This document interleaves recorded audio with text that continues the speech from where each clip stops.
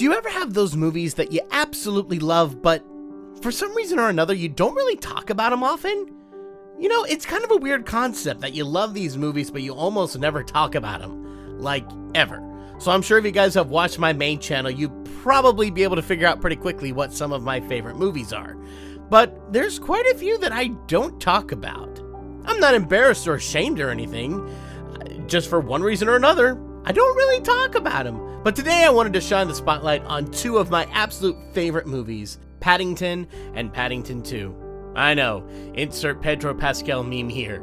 You can joke with the meme all you want, but seriously, it's true. These movies are fantastic. I don't care what mood I'm in. I don't care what kind of day I've had. If you put on Paddington 1 or 2, oh, my day is instantly made. It is instantly better. And man, and I guess I've never talked about them because I feel like they've already got an immense amount of love. Like, go look at Rotten Tomatoes. These two movies have incredible scores, both critically and by audiences.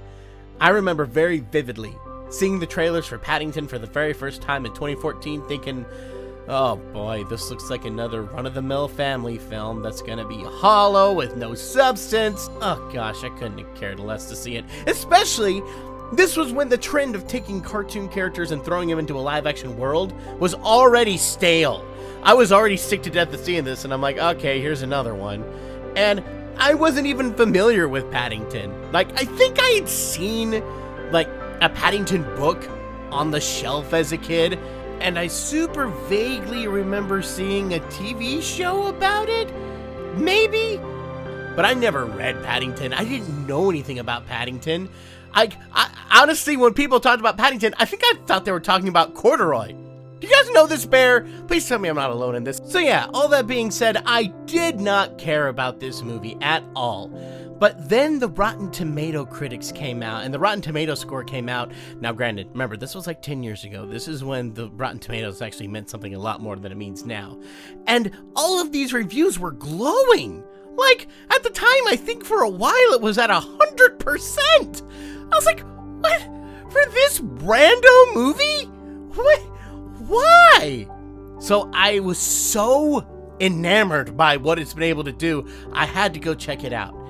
And I remember within just minutes of sitting in that theater, I was swept away into the wonderful, amazing world of Paddington. All that to say, the world of Paddington was brand new to me. I had no nostalgic ties to this bear, but it felt like a character that I had known my entire life. Like, watching Paddington was like hanging out with a best friend from elementary school who you hadn't seen in years. And oh, it was just so warm and welcoming and just wonderful. And I think the real charm of these movies is it's showing you that the way the world could be. Not the way it is, but the way the world could be. Not the way the world has made us all cynical, and not the way you expect it to be, but the way you always hope that it could be, or even can be. Now granted, that doesn't mean that everyone in these movies are good. There's obviously antagonists who do bad things, and yes, there are bad things that happen to our main characters. It's not everyone runs around and just is all happy-go-lucky all day with no worries. Like, Paddington gets thrown into jail on false pretenses. Like, that's actually the plot of Paddington 2! But the way that Paddington reacts to the world is so different than how you would normally expect. It's very much an idealized way of looking at the world that has gotten kind of beaten out of us as we've gotten older, just, you know, by life.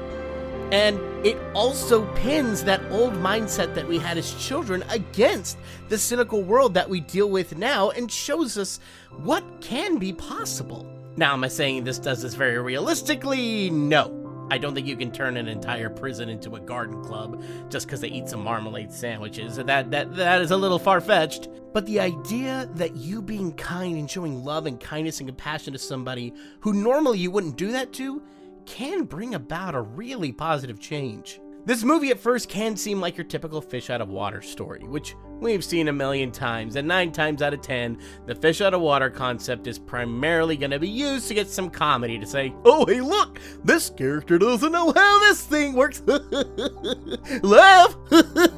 it's funny! And, there's a little bit of that in this movie, but that's more of a byproduct, not the reason for the fish out of a water story. What I really appreciate about Paddington is that he's been an outsider looking in for his entire life. Being raised by Pastuzzo and Aunt Lucy, he sees the world of London through their lens, which was influenced through the lens of the explorer who came to London. The Bears' view of London comes not from a cynical, experienced viewpoint, but rather how they think it exists, almost like in a daydream-like way. So when Paddington finally gets a chance to go to London, he sees the world in that idealized mindset. And in most movies, this would be setting up Paddington for disaster, trying to teach the moral about not setting your expectations too high because reality can't meet them, which is not a bad message in and of itself. But Paddington strives for a different kind of message. Not don't dream big, but find the good wherever it is. You can see this in the letters that Paddington keeps writing back to Aunt Lucy throughout the movies, where he says London isn't the way they imagine. He even goes through to explain all the things that have gone wrong, but he always has a positive outlook. He's always looking at what the next exciting thing is, whether that's finding a place to stay with the Browns or finding new stuff from the Explorer to learn more about him, and even just seeing video footage of Darkest Peru again. He's always excited to share the good things that he sees, but at the same time, he does have lows and he doesn't hide them.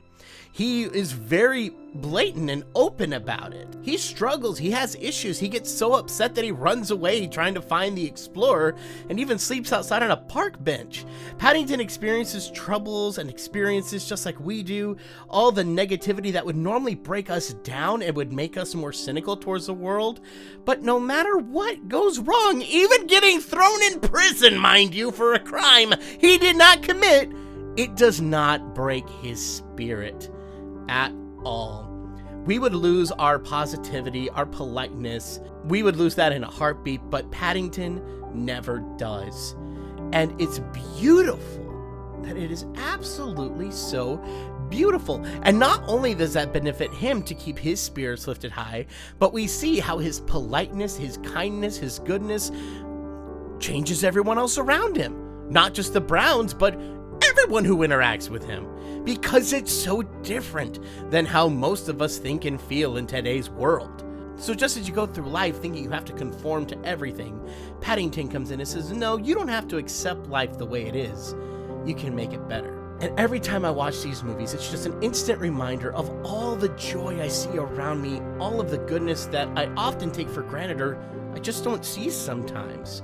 Sometimes our problems are so big that it can be easy to miss the great stuff around us. Now, Paddington is obviously not the first movie to present this kind of idea and this kind of moral, but the way they do it feels so unique, and it feels so fresh and so new, and man, did it really make a lasting impact. The sincerity that all the crew members, the cast, that everyone poured into this, that you can tell that although this movie is very fanciful, there's a million things that happen in here that could never happen in real life, that the core, the main struggle of Paddington and the main outlook that he has can be real.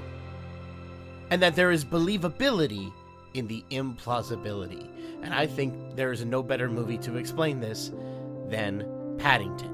Wow, I didn't expect this video to get kind of serious, but I have a lot of strong feelings towards Paddington. Like, to me, these are two of the greatest family films ever made. I'd even argue two of some of the best movies ever made, period, and are definitely two of my favorite movies of all time. Both of them would easily get into my top 10. Love them so very much. And I am extra thrilled that Paddington 3 is going to happen. For a while they said it wasn't, but now it's been confirmed that they're working on it, and I'm so excited. Okay, just wanted to share a little bit about two of my favorite movies. So I hope you guys enjoyed. Hope you guys have a lovely day, and I hope that, like Paddington, you guys can see the beauty and joy all around you, no matter what bad situation you're in. So I hope you guys have a lovely day, and I will see you guys next time. Bye!